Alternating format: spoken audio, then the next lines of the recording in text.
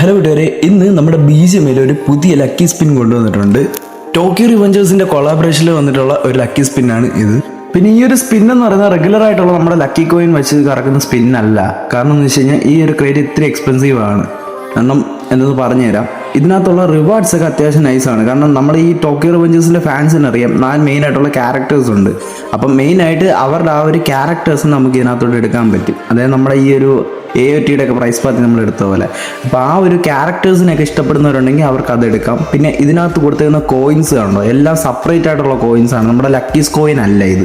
അതായത് ഈ ഒരു ക്രേറ്റിന് വേണ്ടി സ്പെസിഫിക് ആയിട്ട് കൊടുത്തേക്കുന്നതാണ്. പിന്നെ ഈ പറഞ്ഞ എല്ലാ റിവാർഡും കളക്ട് ചെയ്യണമെന്നുണ്ടെങ്കിൽ അത്യാവശ്യം 150 170 കോയിനൊക്കെ കൊടുക്കണം.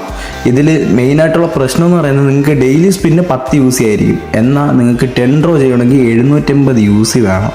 അത് ഇത്തിരി എക്സ്പെൻസീവ് ആയിട്ടുള്ള കാര്യമാണ്. അതുമാത്രമല്ല, നല്ല രീതിയിൽ നിങ്ങൾ കാശിറക്കിയാൽ മാത്രമേ നിങ്ങൾക്ക് എന്തായിരുന്നാലും ആ ഒരു 150 കോയിൻ വരെ കിട്ടൂ. അല്ലെങ്കിൽ കിട്ടിയ സാധനം തന്നെ മൾട്ടിപ്ലൈ ആയിട്ട് കിട്ടണം. എന്നാൽ ഇതല്ല, നിങ്ങൾക്ക് ഈ റിവാർഡ്സ് ഒക്കെ ഫ്രീ ആയിട്ട് കിട്ടാനായിട്ട് വേറൊരു എളുപ്പ വഴിയുണ്ട്. അതായത് വേറൊരു ഇവൻറ്റ് നമുക്ക് കൊണ്ടുവന്നിട്ടുണ്ട്. നമ്മുടെ ഇവൻറ്റ് സെക്ഷനിൽ പോയിട്ട് ഇവിടെ ടോക്കിയോ റിവഞ്ചേഴ്സ് ലോഗിൻ ഇവൻറ്റ് എന്ന് പറഞ്ഞൊരു ഇവൻറ്റ് ഉണ്ട്. ഈ ഒരു ഇവൻറ്റിൽ വന്നിട്ട് ലോഗിൻ ആയി കഴിഞ്ഞാൽ നിങ്ങൾക്ക് ആദ്യത്തെ ദിവസം ഇതുപോലെ ഒരു ക്രേറ്റ് കിട്ടും. ഇതേപോലെ ഓരോ ദിവസത്തേന് ഓരോ ക്രേറ്റുകളുണ്ട്.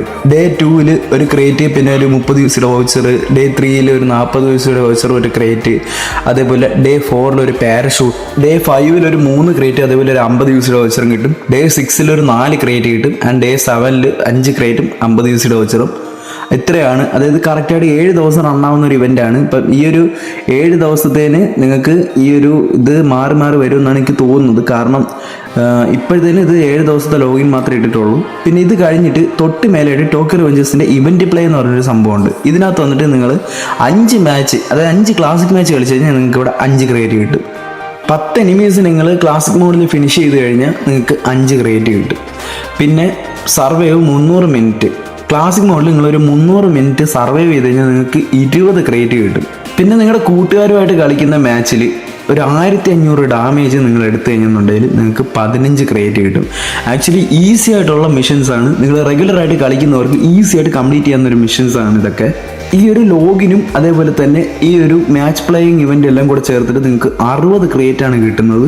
അപ്പം മറ്റേ ഒരു സ്പിന്നിനകത്തുള്ള സെയിം റിവാർഡ്സ് തന്നെയാണ് ഇവിടെയും കാണുന്നത്. നമ്മൾ ആ ഒരു സ്പിന്നിൽ കണ്ട എല്ലാ റിവാർഡ്സും ഇവിടെ ഉണ്ട്. എൻ്റെ ഒരു ഒപ്പീനിയൻ പറയുകയാണെങ്കിൽ നിങ്ങൾ ഈ ഒരു 60 ക്രേറ്റ്സും ഒരുമിച്ച് ചേർത്ത് വെച്ചതിന് ശേഷം നിങ്ങൾ ഒരുമിച്ച് ഓപ്പൺ ചെയ്യുക. എന്തായിരുന്നാൽ നിങ്ങളുടെ ലക്കിൽ എന്തെങ്കിലും കിട്ടാതിരിക്കത്തില്ല. ഉറപ്പായിട്ടും നിങ്ങൾ ഈ ഒരു 60 ക്രേറ്റ് ഒരുമിച്ച് തുറക്കാനായിട്ട് നോക്കുക. ഈ ഒരു വീഡിയോ നിങ്ങൾക്ക് ഇൻഫോർമേറ്റീവായിട്ട് തോന്നിയിട്ടുണ്ടെങ്കിൽ നിങ്ങൾ പേജ് ഒന്ന് ഫോളോ ചെയ്ത് സപ്പോർട്ട് ചെയ്യുക.